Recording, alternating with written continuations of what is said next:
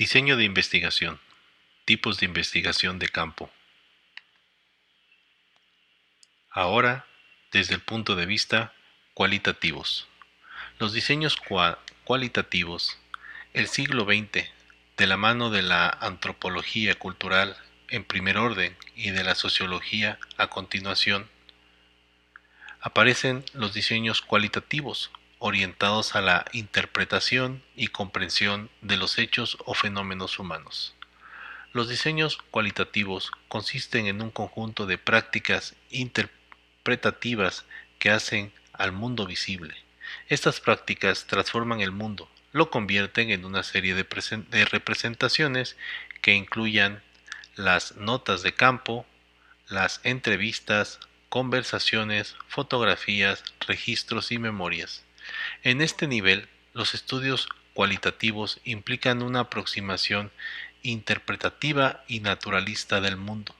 Esto significa que los investigadores cualitativos estudian los casos en su aspecto natural, intentando dar sentido o interpretar los fenómenos en función de los significados que las personas le dan. En el contexto, los seres humanos, gracias a su individualidad, tienen diferente forma de pensar, actuar, percibir, diferentes ideas e intereses personales que definen que su forma de actuar y reaccionar sea diferente unos de otros. Por ello, los diseños cualitativos se fundamentan en planteamientos epistemológicos que provienen del campo de la fenomenología y de la hermenéutica, dejando a un lado el principio de Arquímedes. El aspecto central de estos diseños cualitativos en el estudio de las personas y los fenómenos humanos en su hábitat natural, sin cambiar ni transformar el medio ambiente socioecológico, importante aclarar que cada modalidad de investigación tiene su propio perfil y forma de abordar el caso, puesto que debe adaptarse al escenario donde se desarrolla la investigación. Además, mencionar que no existe modelo válido en los diseños cualitativos, en virtud que son flexibles y deben adaptarse al escenario del investigador. Los diseños cualitativos podemos encontrar un sinnúmero por la divergencia de los autores, pero de acuerdo al criterio de los autores vamos a citar los más utilizados por este tipo de investigación: investigación etnográfica, interrelacionismo simbólico, investigación fenomenológica, investigación hermenéutica, estudios de casos, investigación-acción, entre otros. El diseño etnográfico. La etnografía persigue aportar una comprensión detallada de diferentes perspectivas detalladas de otras personas o grupos. En ese sentido, la etnografía no busca la verdad en términos clásicos ni la moralidad de un determinado fenómeno humano. A diferencia de los diseños cuantitativos, no siguen un orden lineal como lo hacen los métodos tradicionales. En el sentido, Rincón señala, el proceso de investigación etnográfica tiende a seguir un modelo cíclico en forma de espiral. El problema, los objetivos y los instrumentos se pueden volver a definir en cada ciclo de espiral. Los estudios de casos, como método de investigación, involucran aspectos descriptivos y explicativos de los temas objeto de estudio, pero además utilizan información tanto cualitativa como cuantitativa.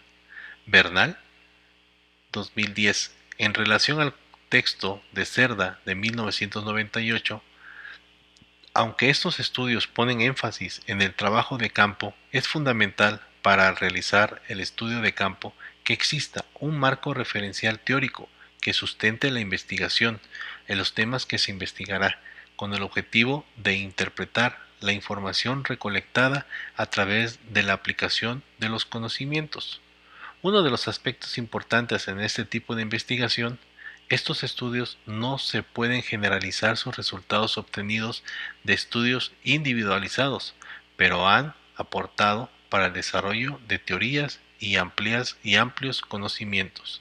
Las técnicas más utilizadas para este tipo de estudio de casos son la observación, los cuestionarios, los diarios estructurados, las entrevistas, las autobiografías, documentos personales, entre otros.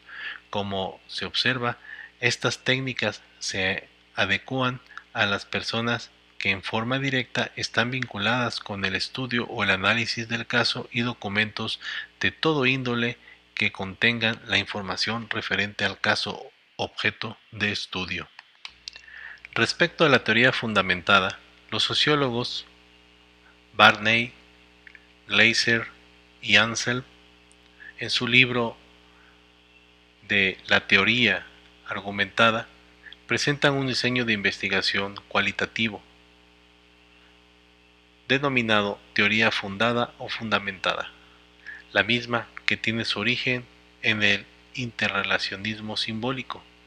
El factor definitorio y diferencial de la teoría respecto a los otros diseños cualitativos, en su interés en la generación de teorías que expliquen, confirmen y o los fenómenos sociales que están sujetos de estudio en el contexto, como afirman Strauss y Corbin, al decir que la teoría fundamentada es una metodología general para desarrollar una teoría que está fundamentada en la recogida y análisis sistemático de datos. La teoría se desarrolla durante la investigación y esto se hace a cabo mediante una continua interpelación entre el análisis y la recogida de datos. Así pues, el concepto se relaciona a la acción y al efecto de la investigación. Por lo tanto, es un proceso y un producto. Importante mencionar que estas teorías no emergen al inicio del proceso de investigación, como es frecuente observar en los planteamientos más experimentales, sino emergen al recogimiento de los propios datos. Una vez recogidas y estudiadas, estos datos nos permitirán mejorar y centrar la recolección de datos y a su vez estos datos nos ayudará para perfilar nuevos análisis. La investigación-acción. La investigación-acción participativa, un aporte del psicólogo social Kurt Lewis, es un método de investigación que, a diferencia del etnográfico, que está enmarcado en el paradigma interpretativo, se circunscribe dentro del paradigma sociocrítico. En relación al principal objetivo de la investigación-acción es transformar la realidad. En definitiva, se centra en el cambio educativo y la transformación social. Para el efecto, este método se vincula a la resolución de problemas mediante un proceso cíclico que va desde la actividad reflexiva a la actividad transformadora. De la misma manera que otras investigaciones cualitativas, procura estudiar el fenómeno tal y como sucede en su escenario natural, distante de estos enfoques teorizantes. La investigación-acción procura ofrecer respuestas prácticas a situaciones reales y para ello interpreta lo que sucede desde el punto de vista de quienes actúan o son parte de la situación problema. Por ejemplo, autoridades, docentes, estudiantes, integrantes de una organización educativa.